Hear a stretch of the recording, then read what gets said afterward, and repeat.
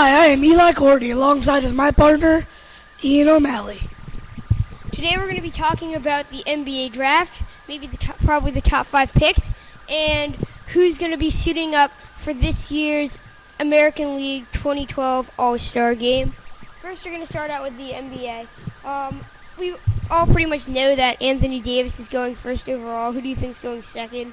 Because that's the huge debate right now. Who's going to the Bobcats, who desperately need someone to at least do something besides make a bloopers highlight reel. Now, purposely, I think that the Bobcats, they drafted Kyrie Irving last year. Small guard, has great shooting. Actually, correction, they did not. The Bobcats still have very small guards. They need another forward. I think they should take Thomas Robinson, the big man out of Kansas. He can rebound, he can block, he can shoot, he can do all of that. They need somebody down low in the post. Yeah, that's probably a pretty accurate pick. If they don't pick Thomas Robinson, because they just really need some big play guy, they could pick Bradley Beal. All because they need someone who can get the fans excited for a game, because they can't have Anthony Davis, who is definitely the big name in this draft. Yeah, I agree with that. The thing is, with Thomas Robinson, he's such a big guy. He can make such a big impact. I mean, 6'9", 244. He can really get up there for the rebounds. I mean, last year the Bobcats finished dead last by far in wins, in losses, and especially in offensive and defensive rebounds. They need somebody down low at the post. Now, what's your opinion on the Wizards? Who do you think they'll take?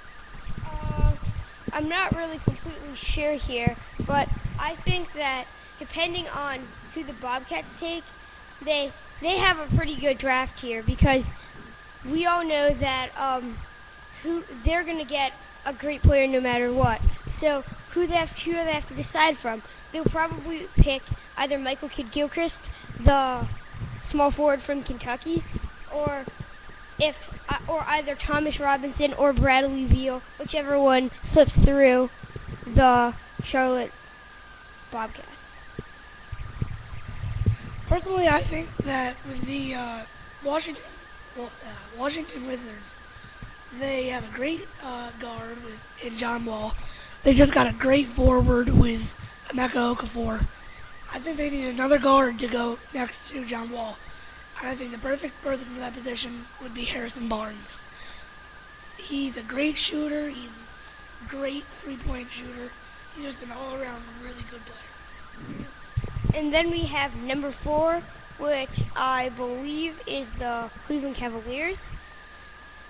And they have a good point guard who is number 1 overall last year in Kyrie Irving, because he was the Rookie of the Year, and he definitely deserved that. But they also really need some other guy besides him that he could pass the ball off to. And Michael Kidd-Gilchrist will probably be the person that's still around at that time, and he'd be a great addition to their team. I agree with that pick as well. Now on to our next topic, the MLB All-Star Game, specifically for the American League. Now, the outfield, personally, I think is pretty clear. Number 1 outfielder, Josh Hamilton. Who do you think? The number 2 and 3 are pretty cloudy right now. Who do you think? Well, I'm really going to go with Adam Jones. I think he's having a solid year. The third one could be anyone. I think Torrey Hunter is definitely an option, and that's the only one I can really think of as of now. I mean, there's 1 and 2, Hamilton and Jones, but there's not too many behind them. But if you think about it, Hamilton's numbers have not really, he's kind of gone down a little. And so it's kind of surprising that what in the beginning of the year, like earlier on, would have been a great outfield class is now kind of not quite as good. I definitely agree with that. Now, personally, I think for the Orioles, we could have up to 4 All-Stars. I think Jim Johnson is a shoe-in at closer. Right now, he's the best closer in the league. I think Matt Wieters at catcher. He's a great defensive catcher. and Adam Jones. And then for a fourth, I think it's a toss-up between Jason Hamill, he didn't do so well last night, or Wee and Jen. Who do you think? I'm still going to have to go with Jason Hamill. It's all because he has more wins, and he's just having a better year. The night last night was really a horrible game, but I still think he has the edge over Wee and Jen. I definitely agree with that, but I still think Wee and Jen.